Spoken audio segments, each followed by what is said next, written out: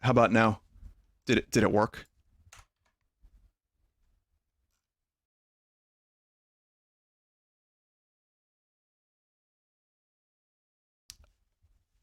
So, okay, I'm live here, but did the raid work is my question. Dropped frames detected. Uh-oh. That's not good. Vinny, I don't think so. You need to click raid now, but Twitch chat doesn't appear on chatty. Now raiding Red Vox band. Oh, there it is.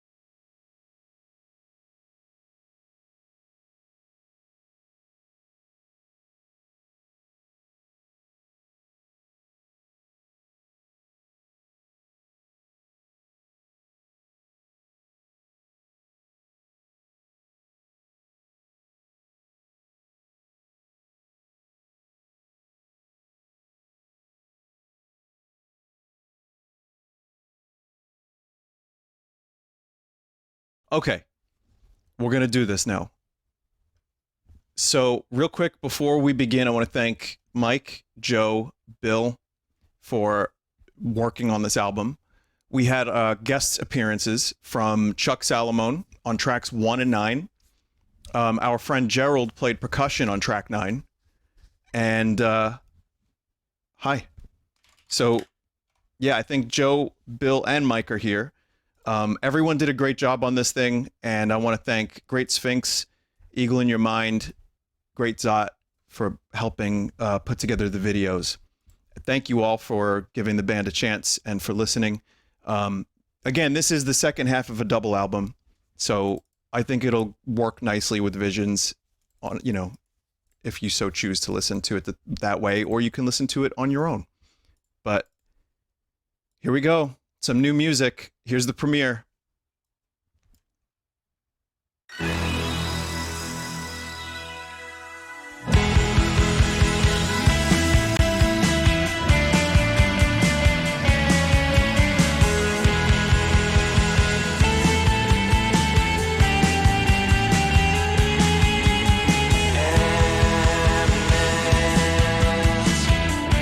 When you think that you're ahead of it,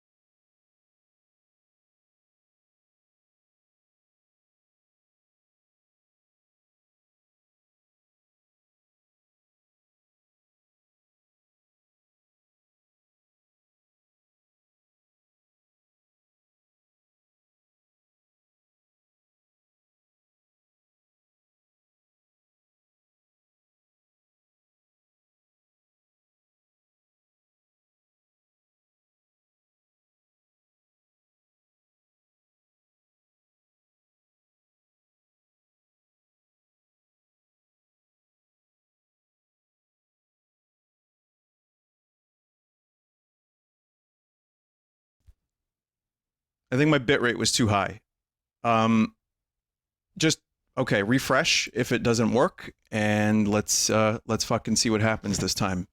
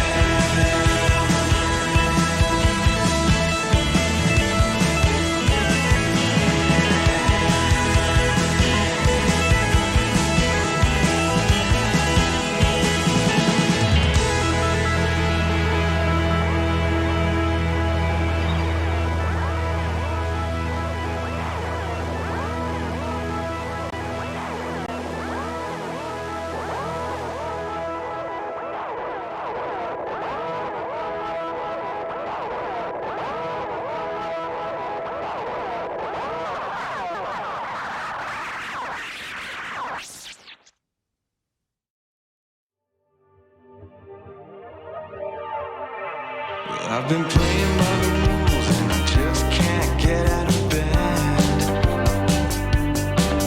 I've been saying more than you, but I don't have any more left. Yeah, I'm a sucker and a fool, and I'm in way over my head. I'm on a different point of view, but I'm just so out of my depth. And I go.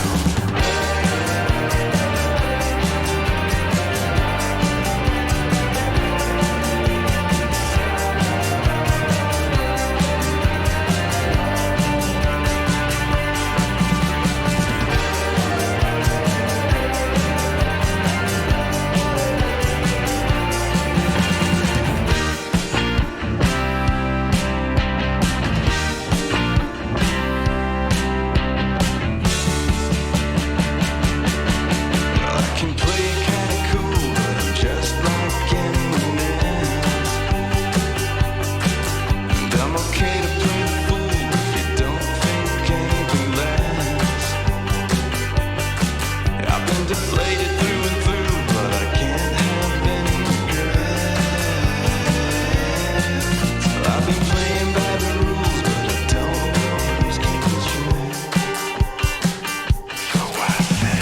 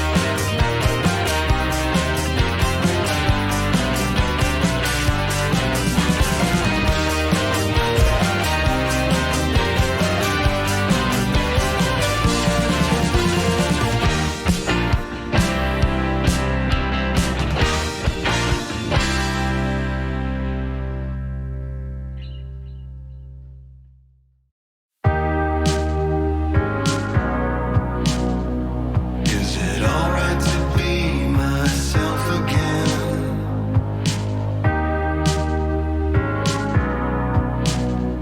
Can I finally be myself again? I don't need a reason to find. I'm beginning to feel myself again. I'm leaving the memory behind, so I can finally be myself again. Auf Wiedersehen, I'll see you later, some better day. Cards on the table, vanity off to the side. Always been able to get myself back to a stride. Time's an eraser, and reverie speaks for itself. Sign your own waiver, and you'll never be somebody else. You'll never be somebody else.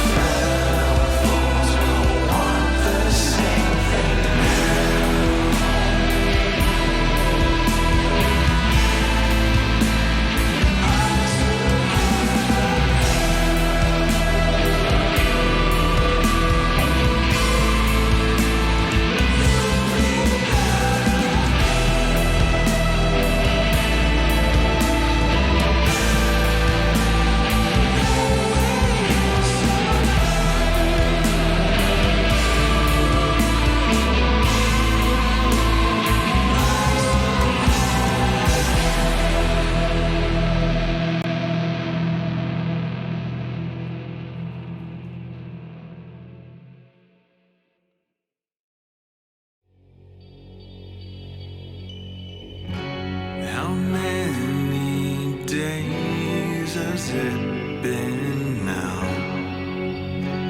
Hard to tell. The sand, it stings and beats my brow, beats me down.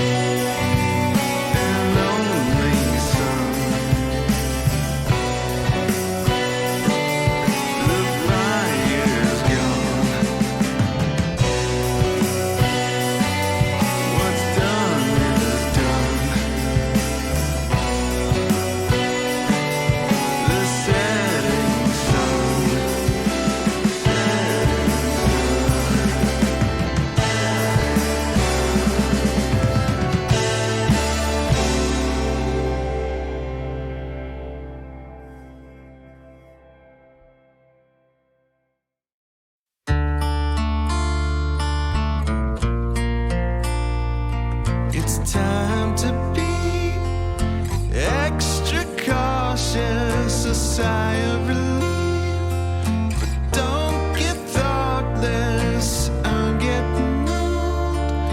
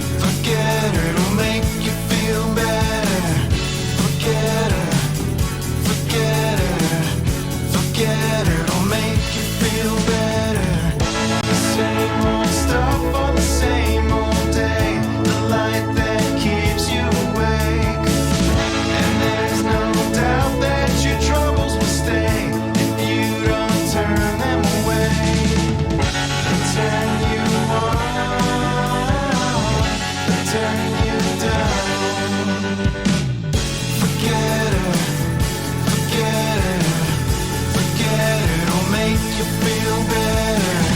Forget it, forget it, forget it, it'll make you feel better. Forget it, forget it, forget it, it'll make you feel better. Forget it, forget it, forget it, it'll make you feel better. It's all so small, comforting now. The siren's gone.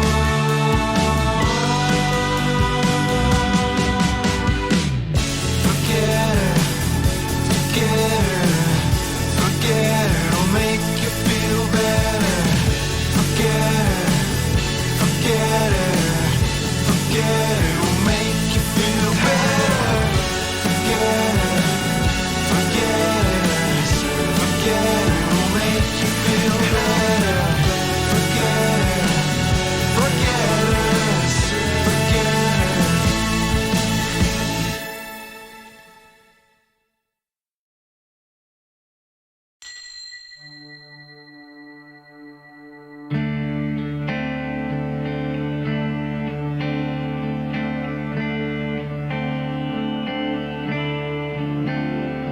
Inside you,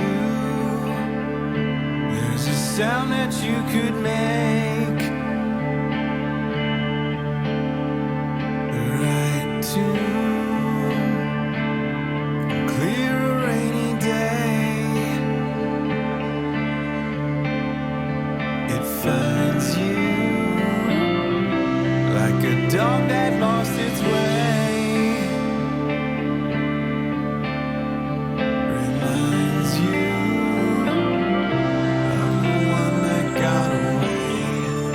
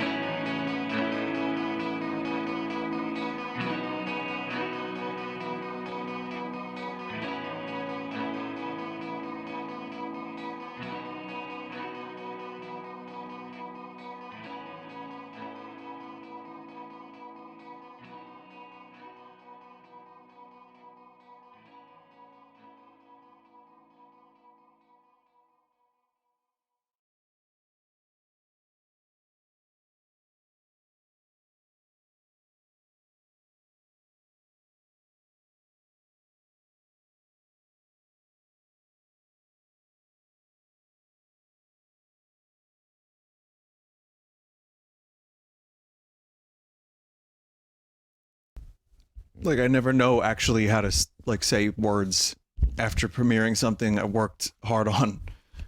I just said hard on for like a year and a half. Actually, this is the culmination of God, 2.5 years almost, because some of these were done. Some of these were written like 2.5 years ago, at least a little bit. And as long as I can dream, that last song you heard, we actually recorded that during the Visions sessions and just held on to it. So some of this stuff is not like brand new. I think Forgetter is probably the newest song on the album. But yeah, so thank you. The reaction was very positive. I appreciate that. So now listen to it with Visions and see if it works together. And the other thing I would say is, yeah, we'll probably talk about it. I'm going to try to get the guys in a call, but we recorded 28 songs total for these sessions for Visions and Afterthoughts over the past 2.5 years. And Me Oh Well was one of them, which was released already. That's like a B-side. And the other 7 are going to be used in the future. They might not just be bonus tracks. They might actually like be a part of a new thing at some point because they're good. They just didn't fit. You can see there was like almost a loose vibe we were going for with Afterthoughts. That's a little different from Visions. And some of the heavier rock songs we're gonna hold off on for a little bit. All right, let me see if the guys want to do a call.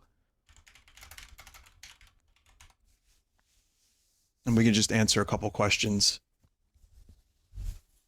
and talk about the process. Also, thank you to everyone who made videos. Like, thank you, Zot, Great Sphinx, and Eagle.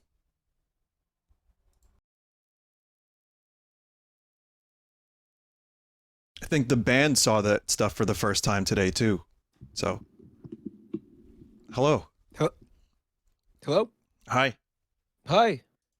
What's up, Mike? What's up?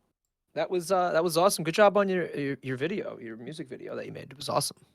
Thanks, man. I did It's really cool. I did the last one too, but I used a lot of like the footage for the last one was like kind of a mix of other people's footage I had and just like I combined it into one thing. But thank you, man. And you did a great job on the album.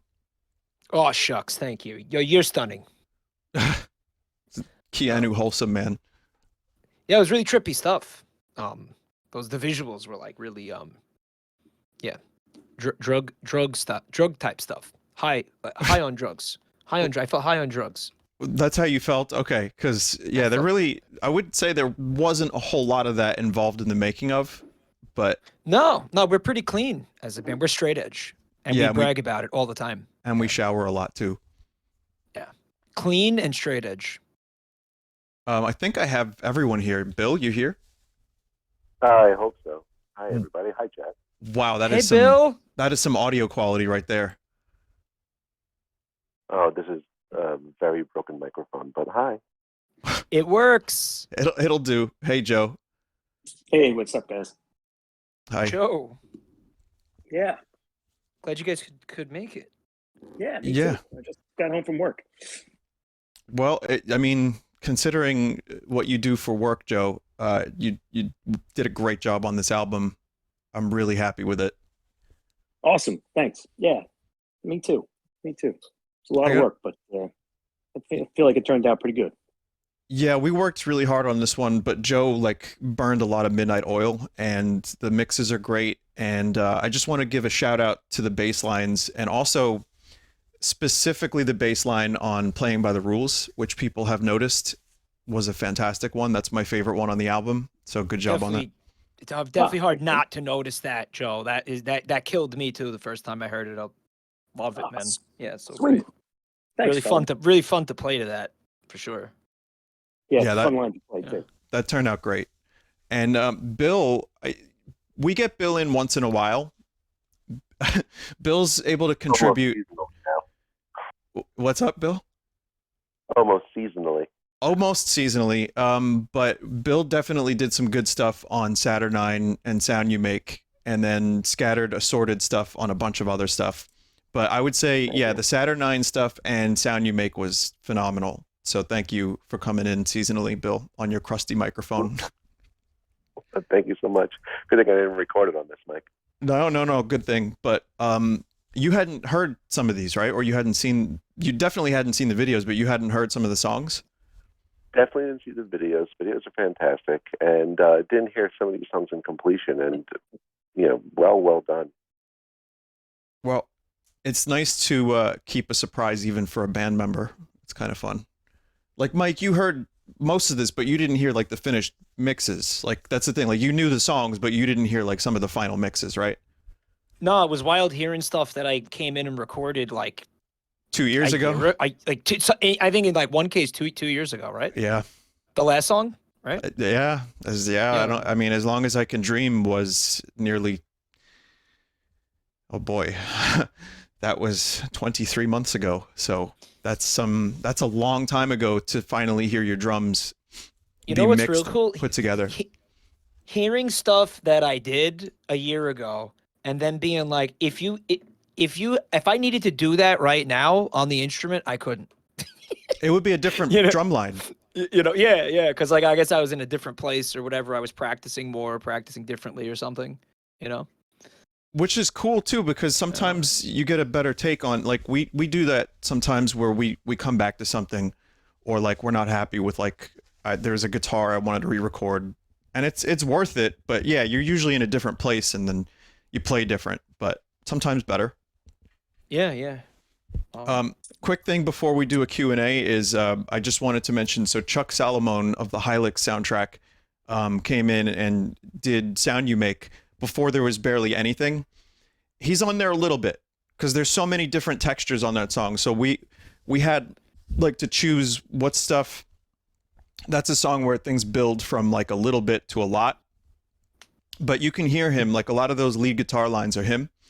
And then I sent him Eminence, and he did like 4 solos that were fantastic. But we're sick bastards, so what we did was we cut them up and we put them in like random order, and then not random, but we put them together, and it ended up sounding really weird and really cool. I hope you don't mind, Chuck. I think it sounds awesome. But yeah, Chuck, thank you for doing that work. I don't know if you're here, but if you're not, we appreciate it. I hadn't heard any of that. Like I heard basically the song without any of his parts the last time I heard it. Okay. And that just blew me away. That was awesome. So if you're hearing this, Chuck, thanks for bringing that to our project here, man. That was really cool. Yeah, he did great. And also, like, for the type of song that is, like, it's like a weird one. I know it like cut a little bit. Like the song, like Twitch kind of ruined it a little bit for some people, but yeah, no, that was the perfect stuff for that song.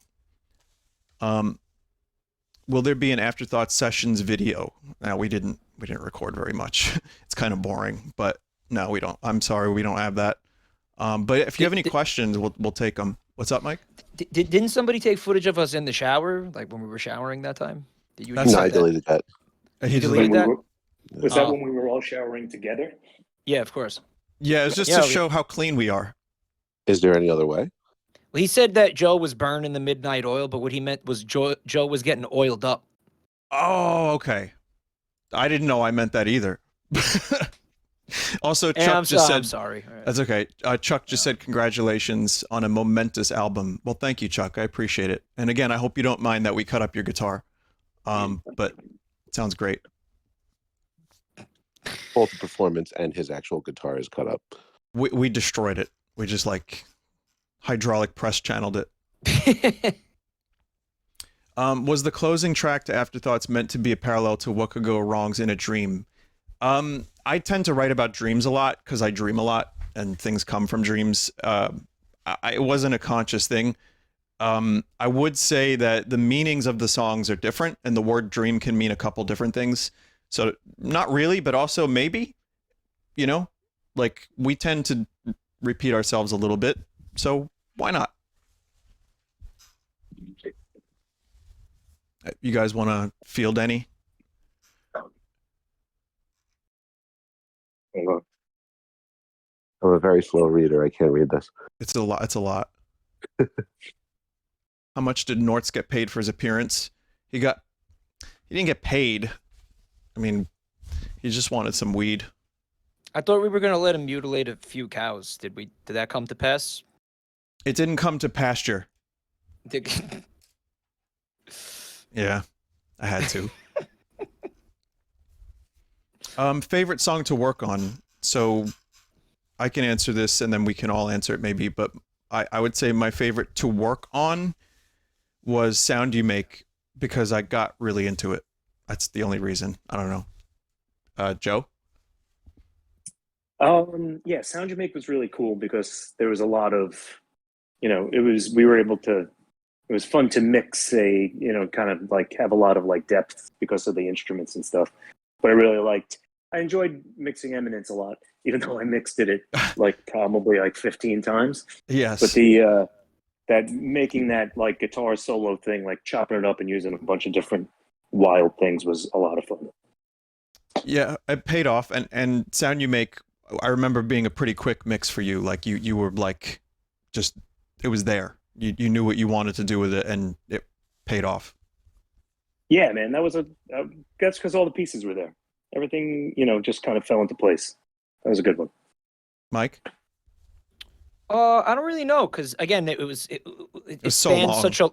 it spans such a long time period. It's hard to say. I remember definitely having a lot of fun with those brushes on that one. Which song has the brushes? I don't know. Keep it together. I'm shot. Oh yeah, Keep It Together. Yeah, the end of Keep It Together. Yeah. Yeah. Because I mean that was like the only time I used brushes in like years. Right. So that was just fun to get to mess around with brushes for a little bit. That was a good time. Sound You Make was fun because we had Gerald in the studio and we were all like messing around with different percussion parts and looking at different like patterns and stuff that we could do and stuff like that. And remember at one point like me and Gerald were both messing around on bongos. Although my bongos didn't get recorded, we were just messing around with ideas and stuff. Yeah. But that was just a very that also I have to say that too. I remember that being like really fun to just have like me and another I guess percussionist. Yeah. Like just kind of shooting ideas back and forth with each other and kind of jamming together on because he did a bongo track, he did a djembe track. I know that's not how that's pronounced, but that's how I want to pronounce it. Okay, he did a djembe track, and then he did a shaker. There's a shaker on there. Yeah, he did a shaker. And then he did a bunch like a bowed cymbal thing where he used like I wasn't there for that bit. Apparently that was samples he brought from home. So he didn't do that in the studio, but I'm just listing off things he did. Yeah. Some kind of weird cymbal percussion that he did at home. And the one thing that I don't think we ended up using this, but he did percussion on park benches. Do you remember that? Oh yeah, that's in there. But that is it. It is in there though, right? Yeah. Where he was just like, I don't know, he was just like he went to the park and banged on some benches with drumsticks and like recorded a pattern. And then he did something where he recorded rain and put it through a something. Joe, do you know what I'm talking about? I think he used a rain stick. It was a rain recorded stick. that. Oh, see, I thought it was actual rain because I was because I'm an idiot. So No, Mike, it's fine. Yeah. I honestly, when you said that, I was like, well, the song we talk about the rain. No, it was a rain stick filled with stick. rain. Yeah, it's rain in there. It's a wet stick, moist Yeah, stick. it broke a lot of microphones because they can't get wet. Yeah, wet and electrocuted. Also, Mike played Tom Fills, so you'll hear the last chord, like the thinking about the rain part. The last one, he comes in to the end of the song. So I thought it was like I was adamant that we would all be on this track. And Gerald is great, by the way. Gerald's a really talented, nice dude. I promoted his stuff. He records covers of Final Fantasy music, and other covers too. Really, really talented dude. Really musical, and we were happy to have him on the album. But Bill, do you have any favorite moments or favorite songs or anything?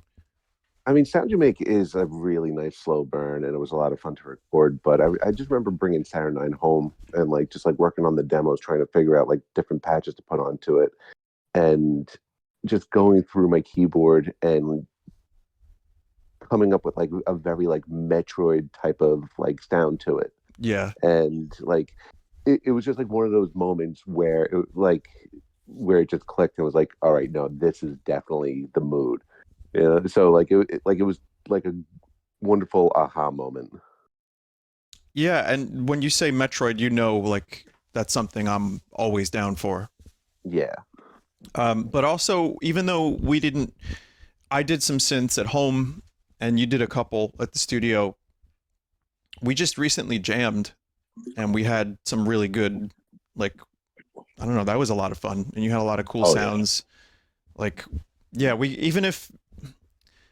when we get Bill, it's like glue. I don't know how to explain it, chat, but like Bill definitely can glue songs together, and his keyboard parts are like definitely making songs better. It's just, you know, got to get him there. Well, sometimes we'll you know, I'll be like, all right, I want to record some synth parts at home, and then, you know, we gotta get you in more for the next thing. Your synth parts are pretty phenomenal, though. Well, if I write the song, I can kind of figure out what I want out of the synth. But then there are times like Sound You Make, I knew I didn't want to like try to figure that one out. That one's like, all right, we all got to do something separate. And, you know, sometimes I know what the song, like there are certain things that I just hear. And then there are ones where, like Traces, that's a lot of me. So Traces, like that synth I did at home. And I knew what I wanted that song to sound like. And even then, when I brought it to Joe, we changed things, and Joe added like the guitar solo at the end, and you know, the song got better. But then something like Sound You Make, it's like, all right, well, I have the general idea. Everyone else go nuts. Eminence was the same thing. It's like, here's the riff and a couple part ideas, and then everyone just threw whatever at the wall and just waited for something to stick. But I mean, the best idea wins, I think. Would you say that's about right? Hey, what's good for the band, right? Or what's good for the song? Yeah, for sure. Yeah, we try. I try not to let the ego of I wrote the song or heard it in a dream ruin the song if it's not working, you know. But sometimes if you hear something, like if you hear something in your head, it can be hard to get that out of your head. So, what do you guys got? Another question?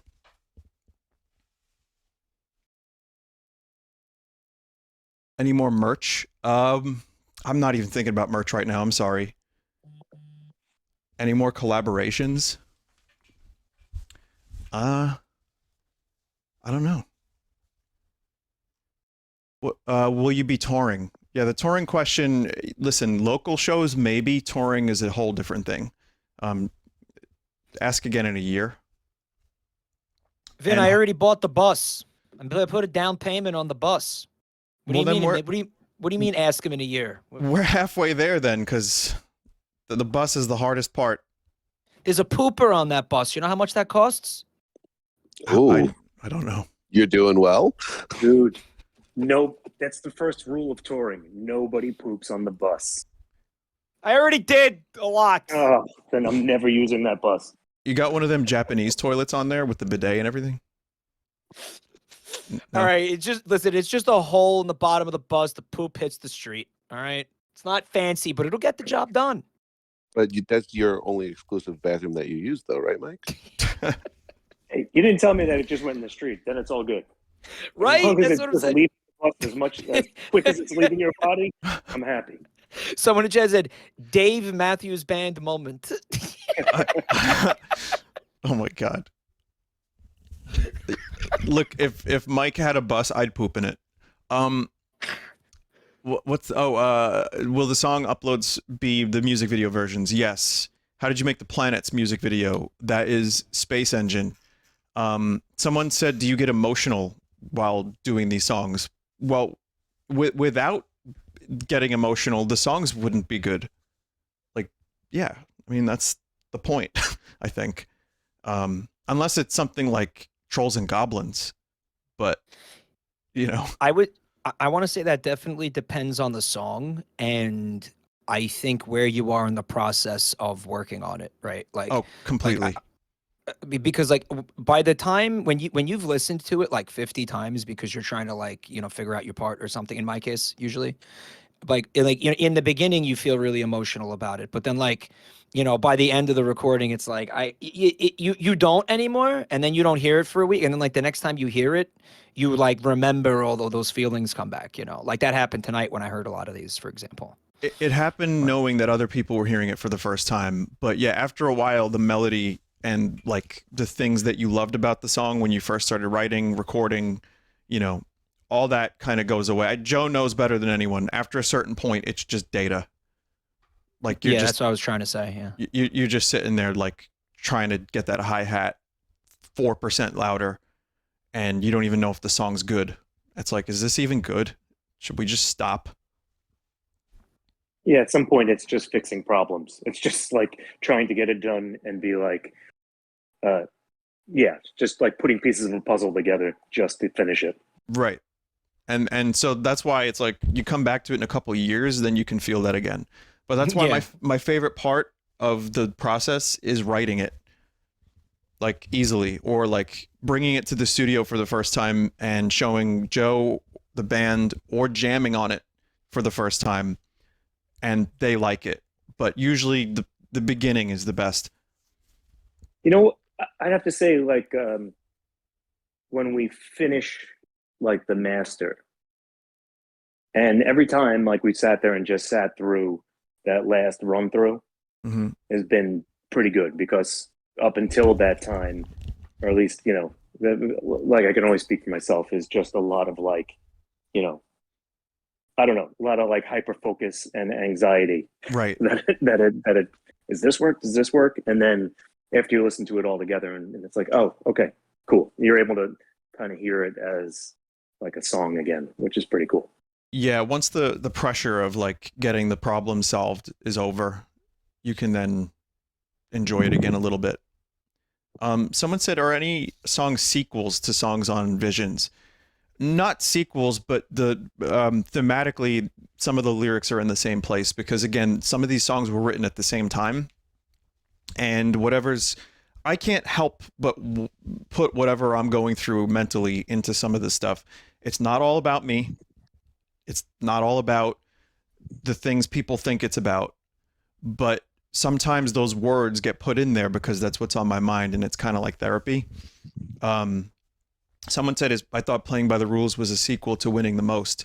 And the thing is, you're not far off, but it's not a conscious thing. It's just, it's there.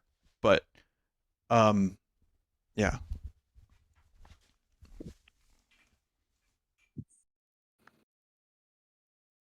What else? Did you pull any inspiration from anything?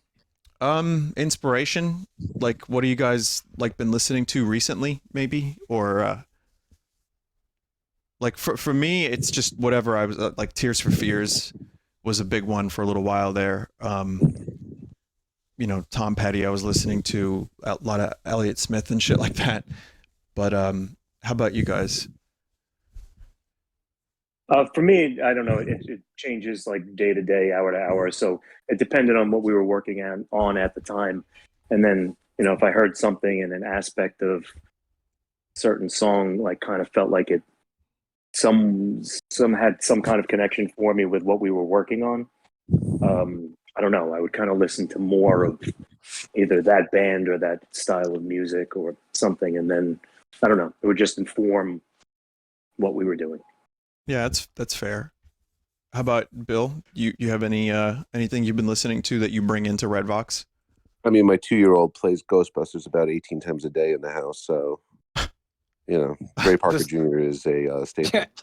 But actually, while this was recording, I stopped listening to a lot of like pop music or like lyrical music, and started listening like actually zoning in on like a lot of Koji Kondo stuff. Who, I mean, if you don't know, the name is the composer for like all the Nintendo hits.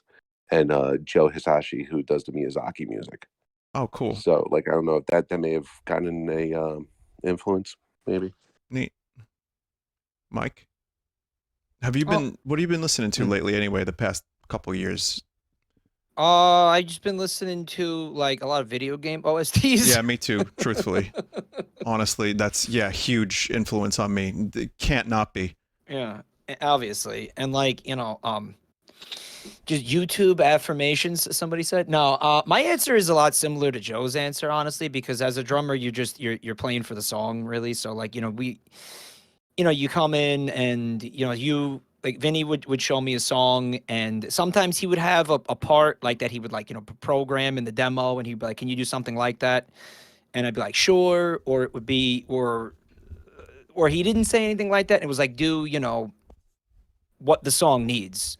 So like Joe said, it's like, oh well, we're going for a Pink Floyd vibe, but what am I gonna do? I'm gonna draw on my experience of like listening to Nick Mason and seeing what Nick Mason would do, or like I think for that last song probably would have been like channeling Ringo a little bit for that, right? Yeah, there was a little Beatle-y thing going on in there, and there's like a tempo change, and So that I guess that's my answer. Kind of going to where you trying to figure out like where you're trying to go, and just helping you get there as much as I can. Yeah, and I should probably say that's something I can't tell you guys in chat how grateful I am. I told Mike this the other day, and I tell the band this frequently. I'm really lucky that I have people that want to help me see this stuff through. I don't discount that. Like, it's a really cool thing that people will hear my songs, and then say, okay, well, this is good, but what about this? And they don't mean it in a way of like, fuck the song because for one reason or another. It's like, no, let's make it better. And then they take it over the finish line and make the song better. And that is like a rare thing. I think that if we do anything right, and sometimes it's hard to feel that because, again, we're just recording music and sitting home. We're not really, you don't really see if you guys think we're cool, that's awesome, but we don't really see the effects of that on a daily basis. We release it, we see it on the internet, people like it, but we don't feel like rock stars or anything.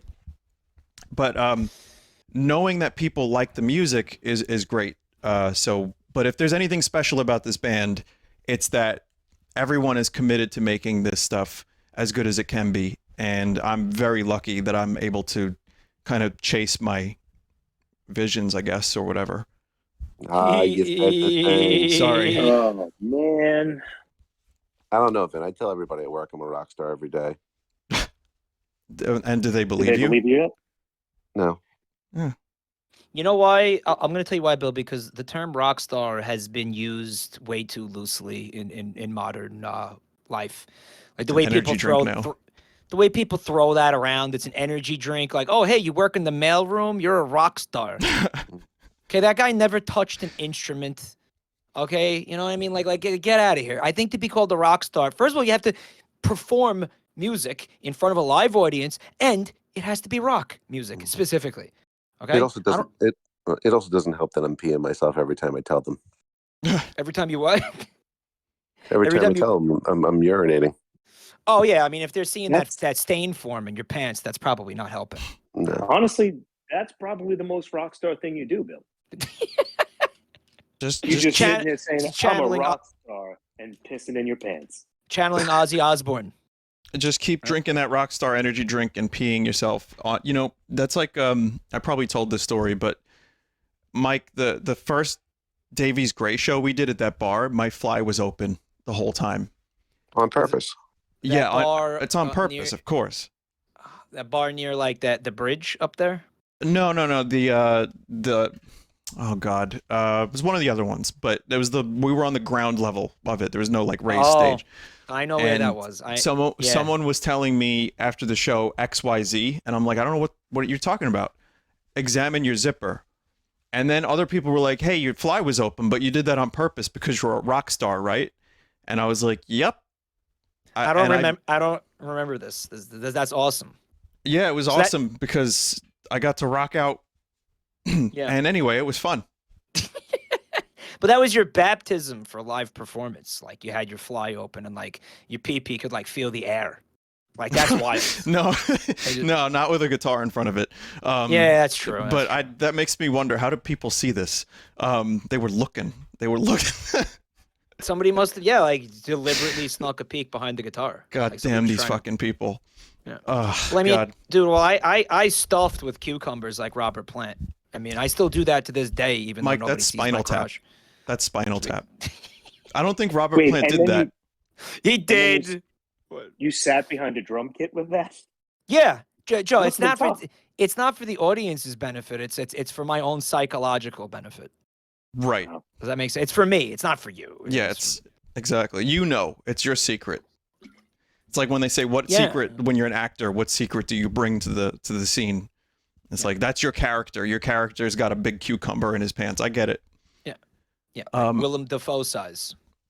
Confusingly large. Okay, so Yeah. we got off topic. We're a fun Just got off band. the rails. We're a fun we're fun, and like we like to have fun.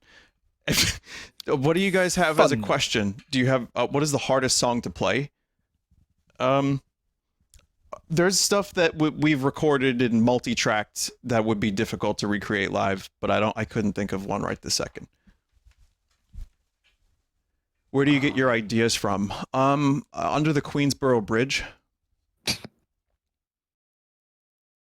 There's a frog that lives down there that talks whenever Vin like takes acid, and it gives him all its song ideas. You should write a song called Eminence. Yeah. Originally you said you weren't planning on music vids for Visions. What changed your mind from which both albums got music videos? Okay, so here's what I'll say about the music videos. I don't think we would do this again where every song got a video.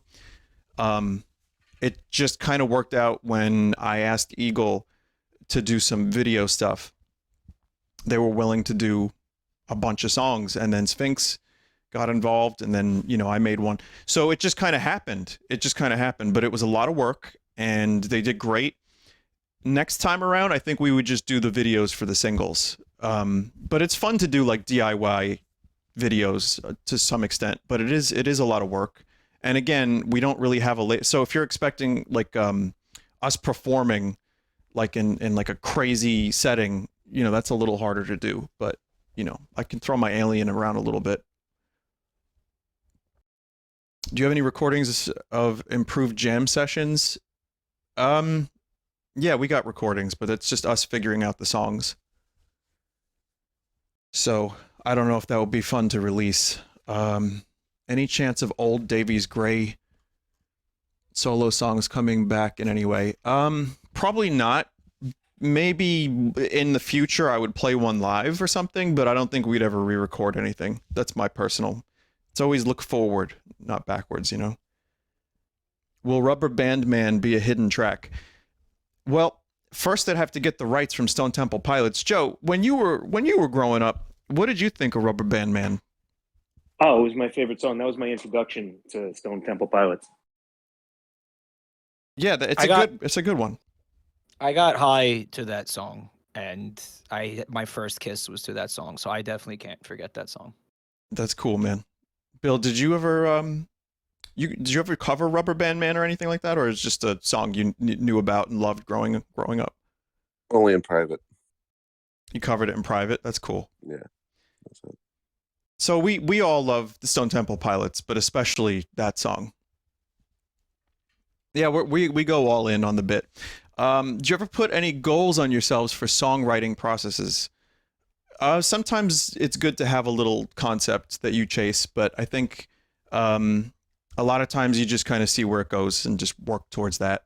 But I don't know. I think for Sound You Make, it was like, let's start small and build, and we took it from there. Let's take just a couple more. Have you thought about a compilation album? At some point, it would be nice to do a little compilation album of demos and some unreleased stuff, but I haven't thought about it any further. Vinny, if a song is crap, they tell you. Oh, someone was going to say something. I was gonna say, wouldn't that just be a new album at that point? But we would just probably like that's the type of thing I feel like we would do. We would just be like, here's our next album, and it's just a bunch of stuff that like older stuff, right? Yeah, well, I think it depends because generally I want to make an album that has a somewhat consistent theme musically. Oh Um, yeah.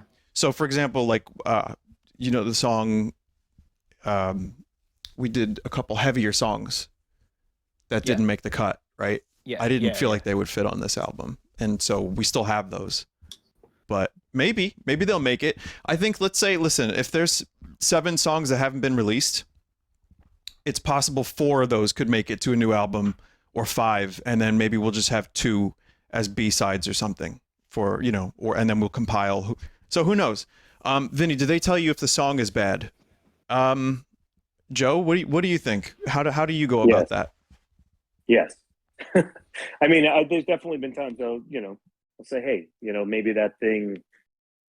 I've told you songs that I don't like, or Oh, yeah. or things that I feel like don't work, or Mhm. part of the producer role too is like, I'll say, hey, that's a really awesome part, but maybe you should go back and reconsider the verse bridge or the something bridge, like yeah. that, or the verse, yeah. And then you usually have something the next day or within a week or something, and it's cool. There were about like 3 or 4 times where I came in and like heard a song that was like halfway done, and I was like, oh, it sounded like this band or whatever, and it was like a band that like Vinny hated, and then I never heard the song again. The song was just gone off of existence. That's a pretty good way to get anybody to not continue writing a song. Bill, you come in and you just don't like the song. You're like, oh, bro, that sounds like Imagine Dragons.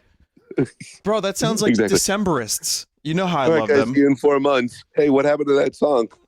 Oh, that song's Vin. been obliterated. It's been sent into the sun. Vin, that's the best mumble rap song you've ever written. Oh my god.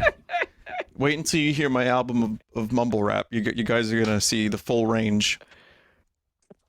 No, they're honest, but yeah, Joe's nice about it. Mike has always been a very good supporter of my writing, but even Mike will tell me like it's not something he's enjoying as much as another song. But that's the thing, is if you keep writing and you have a bunch of different songs, you can't get too upset. I mean, it's good to know that you're writing good stuff, but not everything's gonna hit. So like, yeah, it's okay to write a shitty song once in a while, or even if it's not a shitty song. If we've gone 7 years as a band, 8 years as a band, and there's not at least some level of what I think is improvement, or like, yeah, we could put out a mediocre song. That's also subjective too, but sometimes you just know when it's not as good as another song, and that's okay. But yeah, music is super subjective. Maybe you guys would like some of my crappy songs. At least 3 of you would like my shittiest songs, guaranteed. So, at least 3 of you. 2 more questions. What's this? Opinions on microtonal. Gizzard does it good. I'm good listening to them. I don't want to do it myself. Joe, I have a question for you. In regards to recording. Just on a microphone level, like, do you have any specifics that you use to like mic my voice? Because I know you use a couple different ones, but like, how do you know which ones to use even? It just depends really on the singer and the song. But for you've for the last 2 albums, I've tended to use like a tube mic. I don't know if anybody's into this kind of stuff, but it's like a warm audio version of like a U47 microphone. I feel like that really works for your voice really well, unless we're doing something for a special effect. And then, I might try a different microphone, or it doesn't even matter what we're using, because I'm going to crush it up or throw it through a pedal or something like that anyway. Which we do. We sometimes, we'll throw shit through a pedal, or, record something and put it through. But, I feel like we use, Joe is really good with like, a lot of what you hear is actually recorded off an amp. Like there's actual performance. There might be a couple fuck ups here and there, but yeah, there's some reality to it. And then there's some stuff that I do direct input. and do at home. I'll just throw a question at you, Bill, and then because I know it's late, and we'll just get going, and then one question for Mike. But Bill, are you still using the same keyboards that you've used, or do you have anything new that you've been using? No, I still have the Roland Phantom and the Microcog XL Plus. But then, like, whenever we go into the studio, just like a regular controller and whatever VSTs Joe's has. And, he's got a lot of freeware. He's got, I mean, Joe, you would know better than me, but like anything that I would have sounds worlds better going through any of the amps that Joe has or whatever boards he has. Right. Guys, the micro Korg is so cute. It's like a little fella. It's like a little guy. It's like black and red too. It's like the band colors. That's the one you're talking about, right? Oh yeah. Yeah, that's a good one. That thing is adorable, and it sounds great. It's just the right amount of beat up too. It's like it's got a little bit of battle wounds on it. I like it. It's a fun one. Like, it's nice to know what works for you and to try a couple different things. I'll just say that guitar-wise, between Visions and Afterthoughts, I think we used every guitar that me and Joe own. Like, everything. Yeah. A 12-string. Yeah, just about. Fender, Les Paul, Supro is on there, fucking Gretsch, the Rickenbacker, my Gibson acoustic, Telecasters. A Nashville high tuning one on. Definitely, we used that a couple of times. Yeah, that's somewhere in there. On Vision, yeah. That 12-string is on the sound you make, right? No, the 12-string is mainly on Saturnine, and it's on LSR, and it's on a little bit of As Long as I Can Dream, and it's scattered. Yeah. It's scattered throughout. Like we use it as like a kind of an accent. Yeah. And how about you, Mike? What are you using? Like because we bought a new snare that I kind of really like the sound of. That's been working out, but otherwise it's the same kit generally, right? Yeah, it's Joe's Frankenstein kit that he's got at the studio. He's been working with those drums for years, so he knows how to get the best sounds out of them. He knows how to work with them. He knows what to do. I mean, I have drums at home. I could bring him in, but it's like, then why? So I just been using whatever the hell Joe has there. It's like some kind of, again, Frankenstein monster of all various drums, right, Joe? Yeah. They're like, some of them are like vintage even, right? Yeah, I guess. I mean, they're not, there's a couple of like toms that are from a Rogers kit, but everything else is like, a pretty like standard, like some kind of Yamaha kick drum and random snares, whatever we thought sounded good for a song. And, yeah, and those Rogers toms. And it's not a big kit either. Like you're not playing, like Mike isn't playing like a Neil Peart kit. It's a 4-piece kit. And it's just a bass drum, obviously, and then we have the snare drums that we just swap out. Like sometimes, a song calls for a different kind of a like a sound or whatever. So we try the different snare drums until we like one of them. And then 2 toms, floor tom, rack tom, and I roll with the two. I like 2 different pitch crashes, a ride, and hi-hats. Obviously, that's how I roll. Cool. And it works. And I guess last question to everyone: how do you keep the motivation to keep creating when things aren't going well? Are things ever going well? I mean, that is the motivation. Is that it's part of why I keep going. Is it helps. So that's where the stuff comes from, and that's why I keep doing it. How about you guys?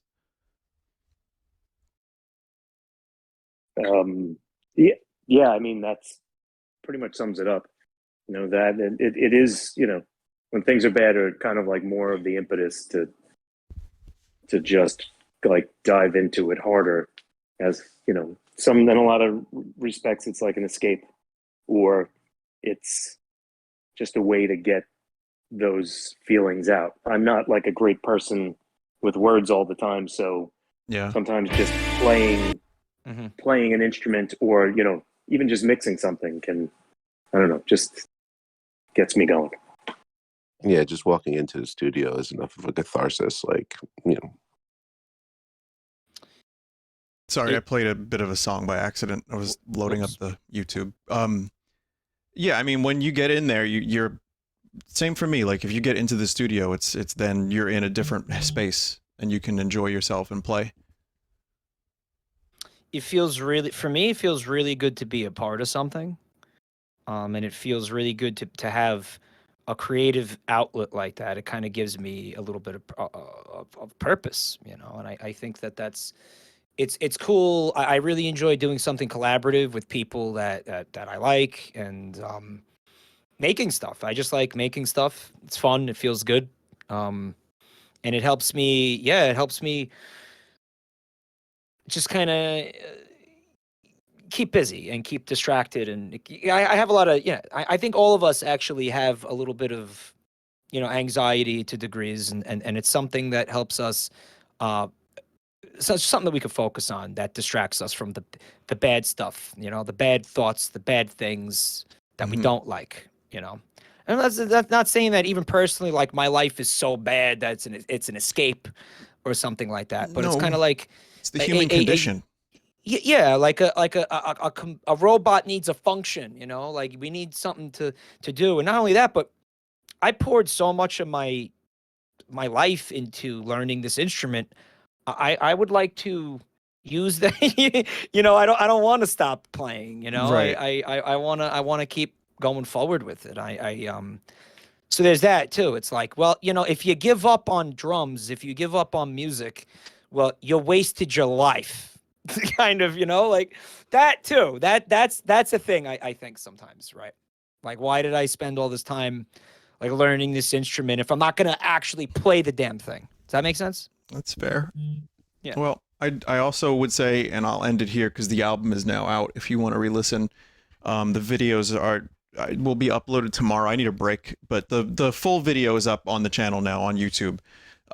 What you just saw, but no, Mike's right, and the existential kind of shit. And like, we're getting older. Yeah, and leaving something behind that's worth it. Like, it's great to put out a video of me playing a game or doing something silly, and I enjoy that very much on a day-to-day basis. But I like the idea of working on something for a year and a half, really putting care and attention and detail into it, and then releasing that. It's worthwhile. It's something worthwhile. So it's something I will continue to do, and I think we all will. And if we have any new future things to tell you about, we certainly will be here. But thank you, everybody. Gonna wrap up. Thank you, everyone that contributed to this album. Thank you for listening, everybody, and continuing to support us. I can say that you've made it possible for us to continue doing this, and also to get merch and vinyl and stuff. And as a result, we'll keep making more, and I appreciate it like a million times over. So thanks for giving it a chance. Let me also just thank everybody for listening, of course, obviously. Thank you guys. And I want to thank the people who worked on those music videos just personally. Thank you guys. They're awesome. Thanks for doing that for us. Hell yeah. All right. Well, good night, guys. Good night, Joe. Good night, Bill. Good night, Mike. Good night, Joe. Good night, Bill. Good night, Vin. Good night, Moon. Yeah. Good night, Mike. Good night, Mike. Yeah, Good night, guys. Vin. Good night, Joe. Good night, chat. Good night, everybody. All right. See you guys whenever we do another album. Bye.